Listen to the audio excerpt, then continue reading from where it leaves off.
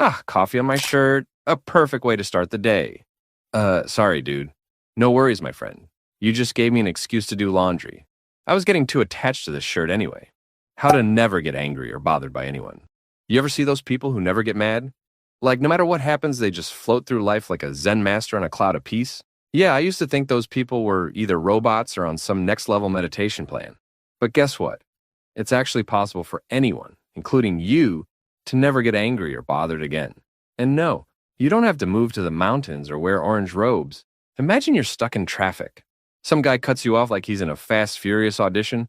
What do? Scream, honk, plan revenge? Nah, you do what I do. Absolutely nothing. Why? Because anger is like drinking poison and expecting the other guy to get sick. Spoiler alert, he doesn't. See, anger only hurts you. The guy who cut you off, he's already at Taco Bell living his best life, ordering extra nacho cheese. Meanwhile, you're still steaming in your car, giving yourself high blood pressure for free. Okay, let's say your boss just went full Hulk mode on you. What do? Quit? Cry? Punch a hole in the wall? Nah, here's the secret. Don't take it personally. Most people, when they're angry, are just dealing with their own stuff. It's like when a toddler throws a tantrum because their cookie broke. Does it make sense? No, but it happens. Oh no, someone called you dumb. Quick, let's report this to the I care too much police. Or we could just ignore it. Step 1. Understand that words only have power if you let them. If someone handed you a bag of garbage, would you take it? No. Then why accept their verbal garbage and just say, nah, I'm good, and move on? Which brings us to the second secret. Step 2, don't react, respond. Reacting is instant, like when your sibling pokes you, and you immediately punch them. Responding, though, that's where the magic happens. It's about taking a second, breathing, and deciding if this is worth your energy. 99% of the time, you'll realize it's not. If you could time travel to the future and ask your older self if this moment actually mattered, they'd probably just laugh and say, dude, why did you even care? Step 3, perspective is everything. Ever seen a dog chase its own tail? Looks ridiculous, right? Well, that's what anger looks like most of the time. Pointless energy, going in circles. Instead of stewing in negativity, shift your perspective. Ask yourself, will this matter in 5 years, 5 months, 5 days? If the answer is no, let it go.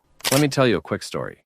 There was once a farmer who had a horse that ran away. His neighbors were like, oh no, that's terrible. The farmer shrugged and said, maybe.